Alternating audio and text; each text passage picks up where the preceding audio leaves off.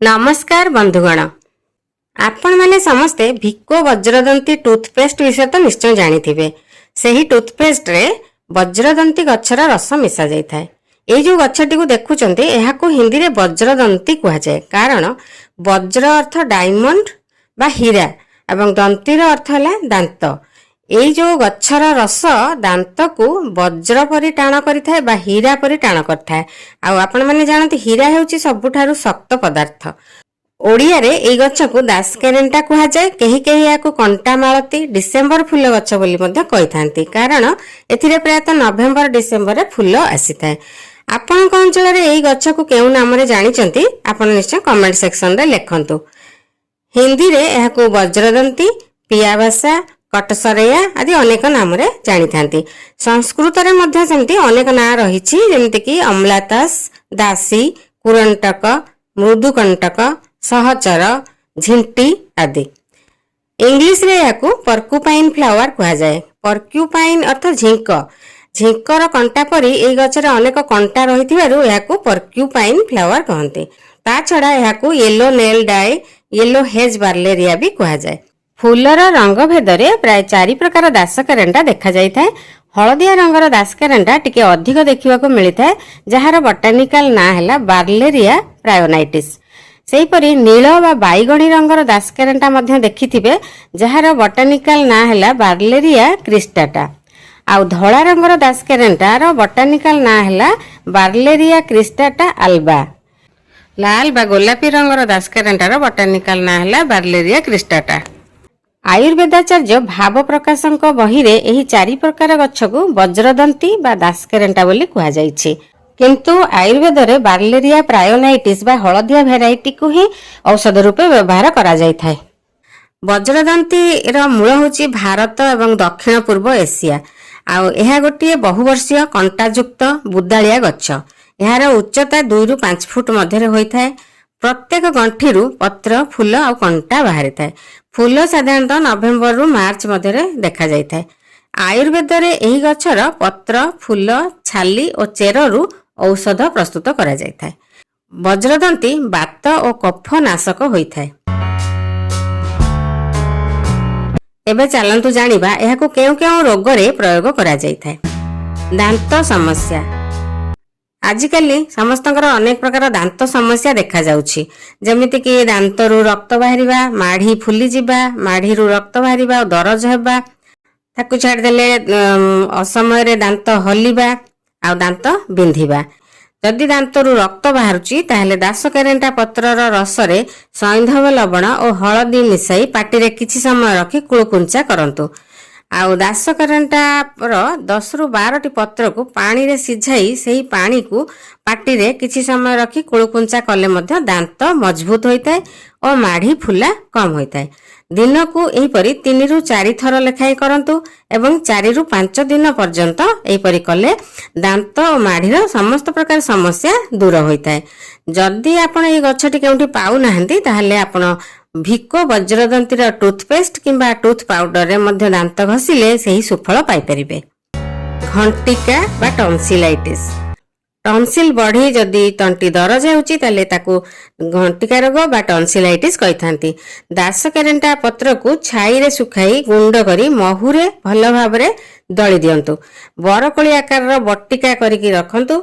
सेथिरु दिन को 2 रु 3 थर कଳରେ जाकी तार रस को धीरे धीरे ढोकिले टॉन्सिलाइटिस बा घंटिका रोग कमी थाए।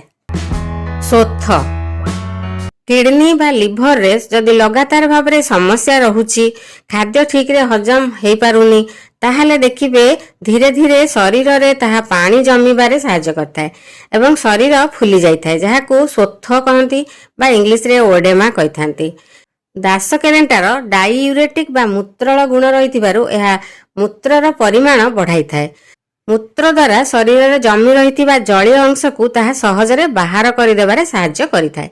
दासकेरेंटा फूलर रस को 5 रु 10 ml जदि दिन को सेवन करिवे आउ गछर सर्वांग को सिझाई बांफ नेले सोथ बा ओडेमा भल होइताए। कटा घा। जदि कोनोसी स्थान रे कटि जाइछि एवं घा हो जाइछि ताले दासकेरेन्टा पत्रर रस को कटि जाइथिबा स्थान रे लगांतु। रक्तस्राव शीघ्र बंद हेबो एवं घा मध्य शीघ्र सुखिबो। पाद ठारू आंठू पर्यंत बेले बेले चर्म शुष्क होई फटा फटा दिसुताए। सेथिरे दासकेरेन्टा पत्रर रस लगांतु और पत्र रस रे अल्प मिश्री मिसाई सकाळू 5 रु 10 मिलीमीटर लेखे पान करंतु। ताहले किछि दिन रे चर्म ठीक होई जिवो। कफ और काश जदि सुखिला काश हेउची ताहले दासकेरेन्टा पत्र 8 रु 10 टी को 400 मिलीलीटर पानी रे सिझांतु। 100 मिलीलीटर रही गले सेथिरे 1 रु 2 चमच महू मिसाई दिन को 2 रु 3 थर लेखाय सेवन करंतु। छोट पिलांकु जदि काश हेउची ताहले दासकेरेन्टा पत्र रस 1 रु 2 चमच और महू 1 रु 2 चमच मिसाई सेमानकु पियांतु। ताहले काश बंद हेबो। रक्तमेह रक्तमेहरे परिस्रारे साधारणतः रक्त पड़ी थाए सेतिपई परिस्रा लाल वर्ण देखा जाइथाए। दासकेरेन्टा पत्र 3 ग्राम सहित 2 रु 4 टी लवंग मिसाई बाटी दियंतु एवं ताकू पानी रे गोली सेवन करंतु। रक्तमेह निश्चय भल हेबो। अजीर्ण और वायु विकार जदि खाद्य ठीक रे हजम हेउ नथाए ताहले बदहजमी होइताए एवं पेटरे वायु सृष्टि होइताए बा गैस्ट्रिक प्रॉब्लम होइताए। संपूर्ण गच्छ को सुखाई गुंड करी सेथिरु 1 रु 2 ग्राम नहीं सेथिरे मिश्री गुंड मिसांतु एवं ताको उषुम पानी रे गोली सेवन कले मध्य पेट व्यथा और वायु विकार दूर होइताए। जदि झाड़ा परिष्कार हेउ नथाए ताहले दासकेरेन्टा पत्र चूर्ण 5 रु 10 ग्राम सहित 1 रु 2 ग्राम गोलमरीच चूर्ण मिसाई राति रे सोइबा पूर्वरु खांतु। देखिबे झाड़ा सकाळ को निश्चय परिष्कार हेबो।